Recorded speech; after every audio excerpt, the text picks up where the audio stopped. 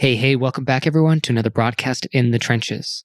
I'm your host, Tom Workus, and today I sit down with David McKnight, who's the founder of McKnight Image Lab and the author of the Zen Executive Presence. David is an image consultant and professional coach who specializes in helping ambitious and busy professionals craft and leverage their personal image and brand to generate wealth, success, and confidence. And I brought David on the call today to talk about those things, and specifically where style and leadership intersect. David's career as a management consultant began after completing his MS in Public Policy and Management from Carnegie Mellon University. He began image consulting in 2006 while working full-time as a consultant, but he eventually left that career to pursue his passion for image, style, and personal development in 2018. As a certified image consultant and professional coach, David helps executives and entrepreneurs unlock the power of their personal image and style to achieve their desires and goals. To put it simply, he teaches them how to leverage their appearance and presence to get promotions, grow their business, or to be more confident in social settings. And in today's conversation, we dive headlong into the subject. And my big takeaway is that image is bigger than fashion or style.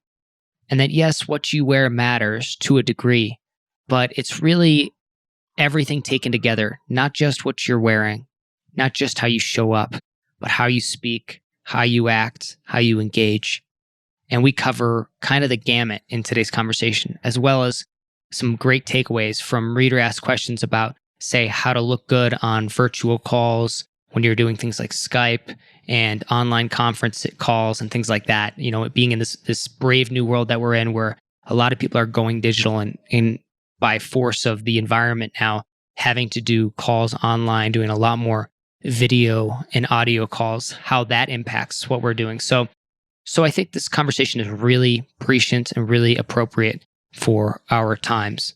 So I'm going to leave it at that. I think there's a lot you can take away from this. And if you do enjoy it, please do me a favor, leave a rating and review on iTunes. Just go to tomworkus.com/iTunes. Thank you in advance for your support. And now, without further ado, let's get to today's call. So David, let's go back a little bit before we get into Executive Presence, the book and the idea itself. Where did this all begin for you? How'd you get into this line of work? It doesn't seem like a typical career trajectory. Yeah, I think that's a great question, Tom. So I started my career as a consultant, and consulting for me was just such a great career move because it really introduced me to many different industries. I got to travel the world, and of course the country, and just really work with different companies and different leaders and understand and see how different organizations and cultures work. And I really enjoyed it. But about 10 years into my career, I felt like something was missing. Even though I loved my work and I loved working with clients, I felt like something was missing. And I wanted to have a little more fun with what I was doing. And so I've always had this interest in style and fashion. And so I decided to actually move to New York because I was living in Chicago at the time. That's where I started my career. And I started taking classes at FIT. I took classes in evenings and on the weekends when I wasn't traveling. And after about one or two classes, I said, I'm going to start working with clients. And so I hung up my shingle, so to speak, and started working with clients part time. And one thing led to another. And eventually I had this really nice roster of clients, and I was working during New York Fashion Week, and it was great. And that thing that was missing was now starting to be fulfilled. So working mostly kind of with fashion oriented clients and editorial shoots, it was great. But then I realized that I wanted to, at that point, start to bring more my corporate background and my consulting background into the mix. And so I transitioned from being a stylist that really focused just on appearance or clothes to an image consultant. And so an image consultant is very different from a stylist. And a lot of people aren't really very clear on the nuance between the two. But a stylist is, again, really focused on helping someone to look good for a moment. That moment could be an event, it could be a photo shoot. But what I wanted to do was I wanted to work more so with corporate professionals to help them really understand how they can use their style or their appearance. I call it as a strategic lever. So it's a lever that they can use to help accelerate their career, to get that next promotion, to get that job. And so that's ultimately where I landed. And that's what I'm doing today. But apart from the image consulting, I'm also now working with clients from an executive coaching capacity. And so I work with a lot of emerging or rising executives as well as some C executives. But I would say my sweet spot are those who are on the cusp of getting to that top tier level of organizations. Well, let's talk about that for a second then. How style, fashion, however you're going to properly articulate it and define it for us, because I'll garble it up and I'll mix and match it. But how does this tie into, well, and again, this will maybe tie into your book a little bit, the Zen of Executive Presence, but how does that all work? Because I think we all kind of, anybody listening to this will agree, there's a certain vibe that maybe somebody can give off with how they dress. But I don't know how much of that we really take into account when we're going about our day-to-day business or in business or in life and work. In that regard, like take it as seriously as we take, say, like other forms of professional development.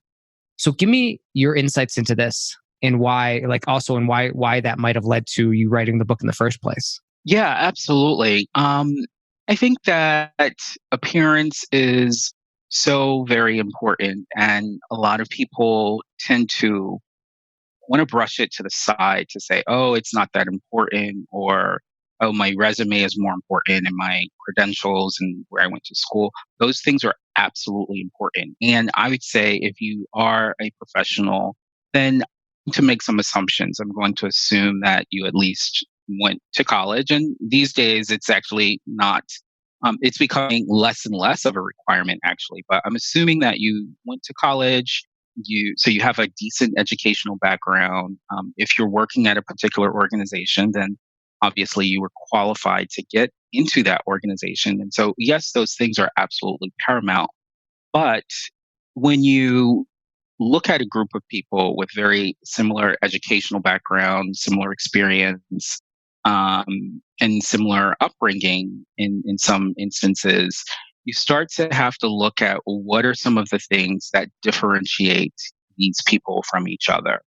And so appearance can be one of those levers that you can kind of use to help to differentiate yourself. And I'm not talking about it from a superficial perspective, because if you think about it, we're actually hardwired as human beings to look at people and make judgments about them before we could even speak, before we could talk and write. We evaluated people based on how they look, based on their body language, based on their facial expressions. And so we're almost like hardwired to judge people. And so it's important to be aware of this. And then it's also very important to be able to understand how you can control it, how you can use it to intentionally convey certain messages or to influence people. And so I really like to focus on the psychology aspect of it versus helping clients to understand what's hot, what's trendy, or what have you. I mean, there are other people who can help you understand those elements of style and appearance, but I really like to focus on what message is the client trying to communicate, and how can we use their clothing and their appearance to support those messages. Well, yeah, it makes me think too. Like in your book, you quoted, I think, you have this graph from Dr. Albert Mehrabian, and he suggested that physical appearance counts for 55% of a first impression. The content of your speech, the content of your speech, what you actually say when meeting someone, represents just 7% of the first impression. It's interesting because when I look at that, I'm like, that reminds me of like kind of like websites and digital marketing, because being that that's more my domain. When I think about that, I'm like, you only have a few seconds when somebody lands on the page then you've already given a first impression. And so we know that exists in real life too.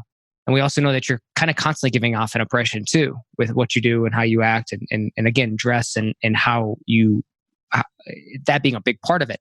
So zoom in on this part though, because you mentioned something that I think will hook a lot of people. It's like, it's not about like necessarily like what's the hottest fashion trend right now, but how do we present how do we package ourselves and present ourselves, our personal brand?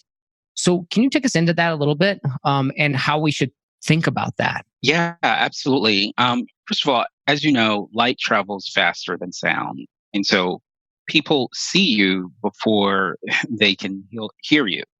And we're constantly communicating and we're telling a visual story to others without saying a word. If you think about it, you can walk into a room, and again, without saying a word, people have made some assumptions about you. They could be right or they could be wrong, but it is what it is. And they have made some assumptions about you based on the story that you are telling. And again, it can be intentional or unintentional. And so I like to really raise people's awareness around how to use their image and their style intentionally. Because your appearance can actually signal confidence, it can signal credibility, and it can signal that you are capable. And these are the types of messages that a lot of the clients that I work with are looking to signal. And so I teach them and I break down what clothing means, what colors convey what messages. And by the end of working with me after a few sessions, they feel much more empowered because they don't look at clothing any longer as just something to throw on their body to cover up, but they look at it as really a part of a toolkit, a toolkit as a professional in order to develop and kind of communicate their personal brand, again, to stand out from others. And so I think it's really important to, again, not just focus on what's hot and what's trendy, but thinking about how you can leverage it. Because I'll say one more thing about appearance and style. It can actually widen or narrow the gap between ourselves and our audience. And so if you, let's say you're a consultant, because I used to work in consulting for a very long time. And if I walked into a client and, first of all, I didn't look the part of a consultant and I didn't look like I fit into that particular organization or what have you, people are going to be confused. They're going to doubt my capabilities and they're also going to wonder why I'm there. And so we can use our appearance to narrow some of the gaps, because I'm sure many of you have probably heard of people who are really smart and talented, but they didn't get that promotion or they didn't get that job because they quote unquote didn't look the part. And so, again, it's really important to just be aware of the perceptions and to control it because a lot of things we can't control when it comes to our image. We can't control where we were born. We can't control our height, our race, our nationality, but we can always control how we show up and how we appear to others. Are there any, before we move on to some others or some other subjects too on this that are tangentially related, I want to ask one thing though, because I love to get specific on this kind of stuff where possible. Hmm. And I know so much of this comes down to nuance and context. But are there any examples you could give us of things that, and I could use the wrong word here interchangeably, but that Hmm. things that might like raise your status in a certain context and or signal higher status or signal capability or confidence or like leadership, and conversely, what you could do that would signal whatever the opposite of that is. I guess like you're, because I assume then if you can signal, say, confidence and leadership, like if you can signal for those things or exude those things, that the opposite is the case. Like there could be things that you're doing unintentionally that signal this person is not a leader. I don't know if there's anything like that that comes to mind or Hmm. that you think of that might even be obvious ones. But I'm kind of curious what your take is on that, if there's any specifics that come to mind. Yeah. First of all, as I'm sure you know, the dress codes and what people wear to work is changing. So back in the 90s and the 80s, and even in the early 2000s, it was almost expected that people would wear, men in particular, and then I'll talk about women, were expected to wear suits to work. But a lot of those rules have really gone away. They've dissipated. And so people are now confused about what to wear and how can others view me as a leader or view me as an executive if I'm not wearing a suit and tie. Well, there are things to focus on and to be aware of. For example, the fit of your garments, the construction of your garments, the quality, and the details. And so men historically, they have been a little more focused on details when it comes to a lot of their suits. So the whole bespoke movement and the custom tailoring movement has become really, really popular here in the U.S. I would say over the past 15 or so years. In fact, one of my very first image consulting clients was a brand new men's bespoke company that wanted to work with me so that I can teach their sales consultants how to help clients select fabrics and textures and colors that were right for their particular body type or what have you. And so men have had a lot more exposure to selecting details and focusing on those finer elements and qualities of garments, because women, less so, much less so, they weren't as focused on some of those details. But you're now seeing women pay more attention to those details. There's a number of women's bespoke companies that are starting to crop up. And so this idea of really focusing on, again, details, fit, construction, quality, that I think really helps to distinguish someone as being more of a senior person versus someone who's junior. If I can just share maybe a couple of Yeah. very, to your point, tactical and practical tips that people can think about as they're looking to elevate their appearance and be perceived as more of a leader, I will share that the jacket or the sport coat is the most powerful item in your wardrobe. Just think about it. You can have on a pair of jeans and a t-shirt, but the moment you throw on a blazer or sport coat, it immediately elevates the look. I discovered that like 2 years ago. So I'm a late adopter to this, but I completely agree. Yeah, and it's so easy. And even if you're, so nowadays we are obviously spending a lot more time at home and we're also on a lot of video calls and Zoom calls. If you do want to elevate your appearance, you don't have to wear a full suit or anything like that, but you can even be in a t-shirt or a short sleeve shirt with a collar and just throw on a blazer for that 1 hour or what have you. So it's the easiest thing to elevate your appearance. And this is great for junior resources to know. And so it's, again, it's really simple. You just, I would say at least two in your wardrobe, two that are universal, two that are kind of all seasoned, and two in neutral colors. And then that's really all you need.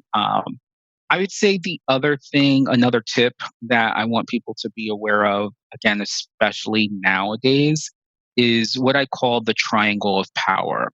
And so it's really paying attention to what people see from the shoulders up. So Hmm. the two shoulders are the base of the triangle. Your head is the top of the triangle. And so paying more attention to your grooming, your hair. The hair is a whole different topic. I'm not saying you need to dye it. I'm not saying you, but just paying attention and just being aware of how you are perceived, your grooming, and what you're wearing up top, because that's really what people see. And so I call it the triangle of power.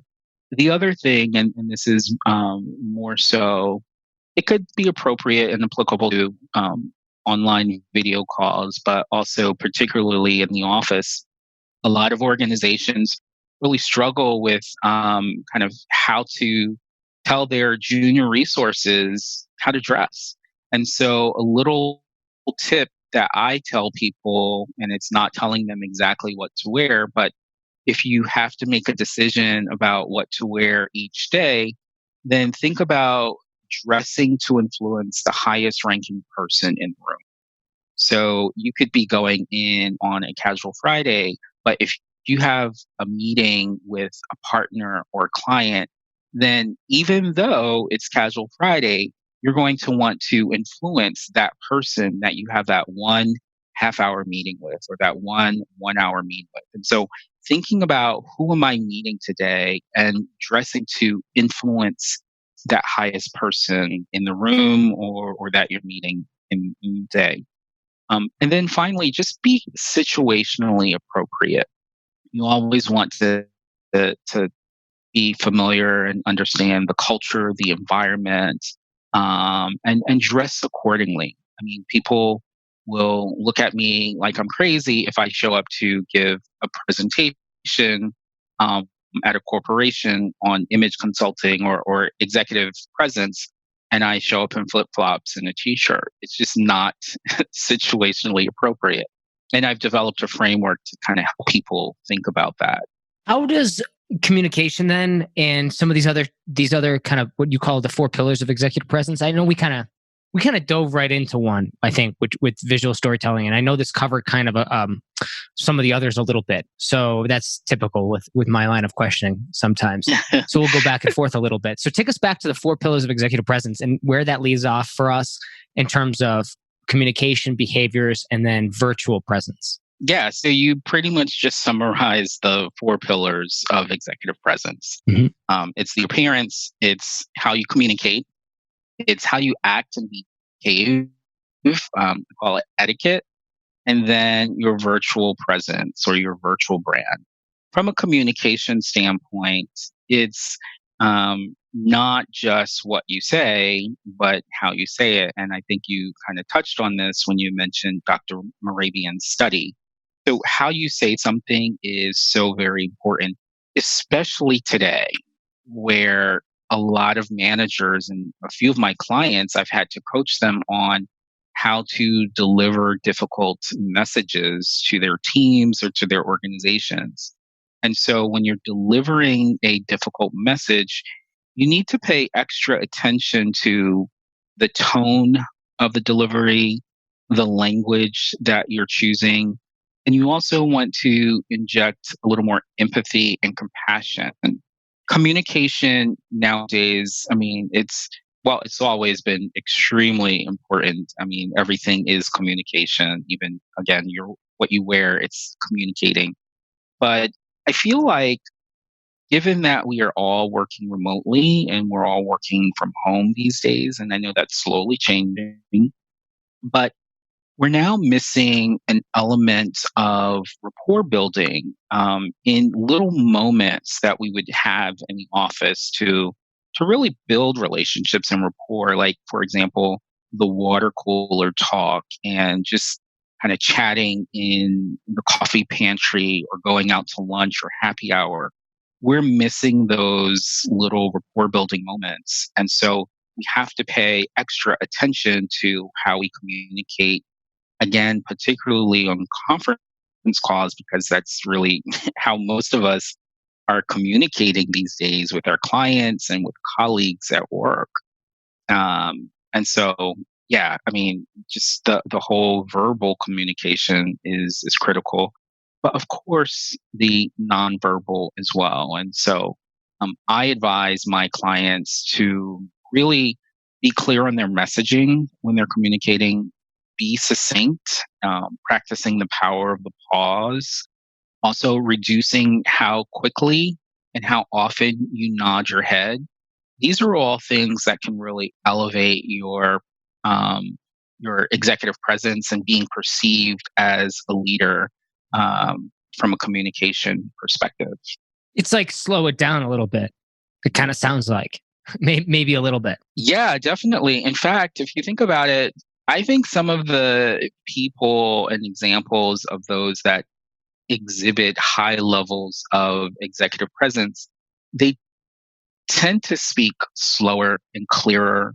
They're very intentional with their diction and the tone. They pay very close attention to it. So, for example, and I don't want to make this a political discussion, but Obama, I think he exhibits excellent executive presence, and his tone, his pace is just very I don't want to say slow because it's not, but there's no yelling. It's very even keel. It there's a level of comfort that you get and that you sense when you listen to him speak. And so, yeah, slowing it down and just paying also attention to how people feel. And so, empathy is really important.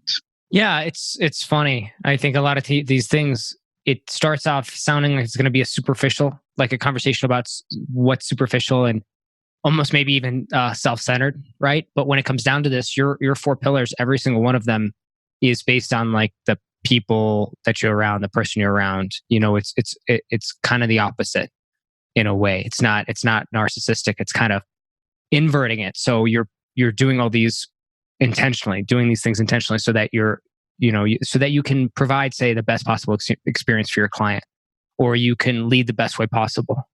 What are your thoughts? Yeah, I think you're right. Because when it comes to executive presence, a lot of people think, "Oh, I have it," or what have you. But it's not really about so much what you think. It's really about what other people think about you and how you're perceived, basically. And so this whole idea of perception is very important.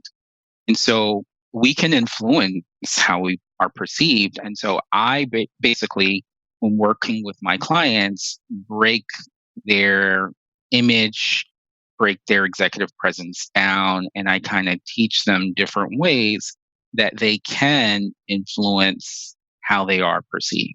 We talked about two ways, and that's the visual, so the appearance, communication, as well. And then a third area is etiquette.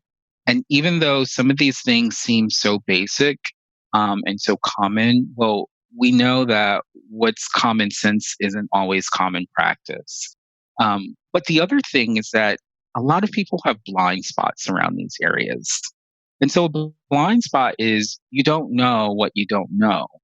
And and so I really like to educate, and I think I said this earlier, raise my clients' awareness and consciousness of these various aspects and elements of executive presence.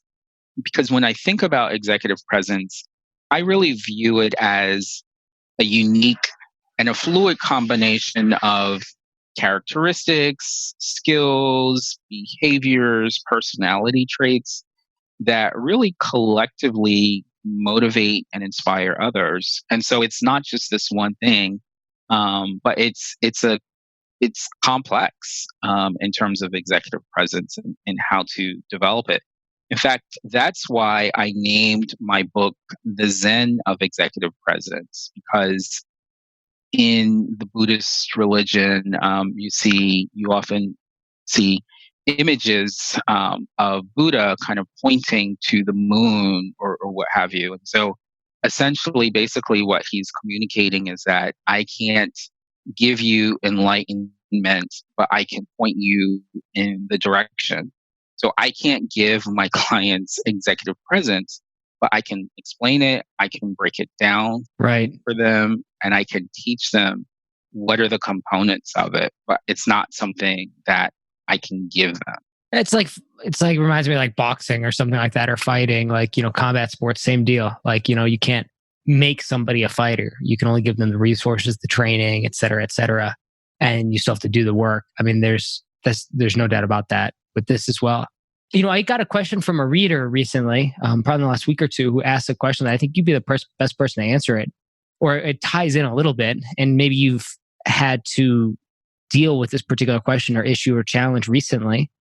But his question was on the topic of, if you're doing more video calls now than you were before, what's the best way? Like, any tips, tricks, thoughts on how to like look and be perceived as professional as possible? You already mentioned one, which is maybe just having that sports coat lying nearby, and something to throw on, as in just like, make your appearance a little bit nicer in the video. And I addressed something on a blog post recently with lighting and kind of set up audio. But I'm curious if there's anything else that kind of comes to mind for you, or recommendations you would have for somebody who wants to when they're doing video or audio calls, what they can do, especially given our current circumstances, to exude that kind of presence, especially if they're uncomfortable. This is not a natural space for them to be in. Yeah. Well, first of all, I would say, and this is going to be the most basic thing ever, but turn the camera on, because I get onto a lot of calls and I just hate when, like, most people have the camera on, but then you have that small number of people who don't have the camera on. Because when you have the camera on, I mean, it does help with some of those nonverbal communication clues that we talked about. And also you can look people in the eyes, which goes a long way from a communication standpoint. And so don't just hide behind your camera.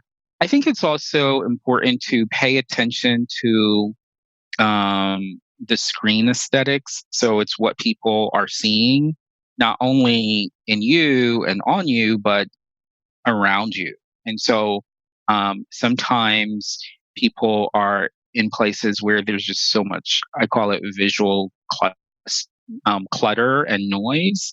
And so I think we need to pay more attention to that. And actually, studies have shown that people are now paying a little more attention to their interior decor, at least in relationship to being on camera, because a lot of times we can see people's homes, and there's like blogs that are dedicated to things that you see in people's Zoom background, and people are paying a lot more attention to that. So it's just, again, something to be aware of.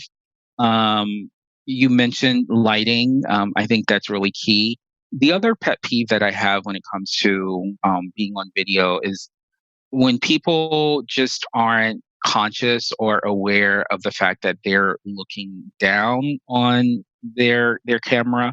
So they might have a high chair and then they're on a laptop and it's much lower than where it should be. And so they're looking down, talking down, and you're like looking into their nose. I think it's really important to be aware of where our face and our body is positioned in the frame of the camera. So just paying attention to that. Lighting, I mean, I can probably do like a whole call on some tips from a camera perspective. But these are just a few of the things that are coming to mind that people should be aware of. You nailed it. I didn't even think about a couple of those. I love that though, especially the face and body position. It's something that, I think watching enough people do YouTube and stuff like that, you figure out some of those patterns a little bit. But if you don't do it, if you're not used to it, you just think, oh yeah, turn it on, and you're good to go. But it's like, yeah, a couple of minor adjustments make a big difference. So thank you for answering those. I'm going to make sure that reader I'm going to direct them right to this interview for sure. Sure. And you know what? Actually, I just want to make a couple of other quick little points on this topic. I think that, again, and because we are working from home, and many parents or many people have kids or children at home. And so the more we can eliminate the background noise, the better. So what does that mean? Just invest in a headset. You can get a really good quality headset online, go on Amazon and buy a headset, because it's going to eliminate at least 50%, if not more, depending on the quality of it. A lot of that extra background noise, which sometimes we almost can't avoid because we're living with other people. The other thing that could really help is investing in a ring light. Again, really inexpensive. You don't have to get a super, like a movie quality type of ring light, but you can get one for about $25 on Amazon, and it does the trick. It makes you look more vibrant, youthful. I think you'll feel better about being on camera. And then the final little tip is there's actually a setting in Zoom, and I get that not everyone is on Zoom, but I'm using it a lot in my examples because it happens to be what I use, and so I'm most familiar with it. There's actually a setting on Zoom where it will kind of smooth out your skin and maybe reduce a few wrinkles or what have you. It's kind of a filter, but not not to the extent of what you see on Snapchat or Instagram, but it's a Mm, professional filter, and it just smooths your skin out that that small amount that really actually makes a difference. So again, just a few more little practical tips that I think the readers can or your listeners can implement. both for sure. So no, this is fantastic. What are let me since we're getting kind of to the top of the hour here and in this conversation, anything else that you think should be addressed here, especially given today's current times? Like I think we covered a lot with uh, kind of virtual conferencing and the importance of some of these aspects of executive presence and how we execute that online or how we kind of exude that online. Anything else that you think is really important right now, or things that are popping up? Do you think that are prescient or topical that you think should be addressed, maybe that we haven't covered so far? Um, yeah, I will touch on personal brand or virtual brand. I think now is a great time for people to really work on their personal brand, especially because we have record highs when it comes to employment. And so a lot of people are employed or they are at the risk of being unemployed. And so now more than ever, we really need to think about our personal brand. There are industries that have been harder hit than others. And if you are one of those people who happens to work in the events industry or travel industry or airline or what have you, you might have to think about retooling and reinventing yourself. And so I think it's very important for people to be intentional and strategic about their personal brand, whether they want to hone their existing brand or maybe pivot their brand. And so I do have a structured approach that I kind of walk my clients through when we think about their personal brand. Um, it's basically kind of getting clear on their purpose. What's the purpose of your brand? How do you want to be perceived? Things of that nature. And so we do a lot of like exploring, understanding their why. We also develop their platform. So what is it that you want to be known for? What's that overarching kind of platform or theme? And then underneath that platform, we identify 3 to 5 pillars that support that platform. And so those are much more specific areas of expertise that we kind of work on. And then how do you pitch that brand? So what's the elevator pitch or speech or what have you, as a lot of people call it. But it's not just that elevator speech, but how do you talk about it? Developing the bio. So how do you pitch your brand? And then finally, how are you promoting your brand? And so walking through this process with my clients in a very structured manner really helps them to gain that clarity around their brand because literally, actually, just today, I kid you not, right before this call, I got a LinkedIn message from a recruiter at McKinsey, and he obviously saw my LinkedIn profile, my background, and he said, "Hey, we have this role based on your background and what I've seen. You'd be perfect for it. I'd love to just have a conversation with you." And so I'm very, very intentional, very strategic about my brand online. And so I think this is people have a huge opportunity. And so it's really important to seize this moment to kind of focus on your brand. And the fastest, easiest way to develop your personal brand is to become an expert. Position yourself as an expert. And I think we're all experts to some extent. We're all experts in something. And so it's a matter of like really thinking about what is it that you're an expert in and being able to kind of build a brand around it. I love it. David, where can people reach out to find you, learn more about you, connect with you, maybe check out this book? The floor is yours. Where should people go? Yeah, absolutely. Well, first of all, Tom, thank you for this opportunity. It's always a pleasure to work with you. I've worked with you in the past as my coach. You helped me launch my very first virtual summit last year, which was very successful. And so again, it's always great to connect. And thank you for this platform. And Hopefully, number two is coming up soon. Would be good timing, right? oh yeah, it's a lot of work.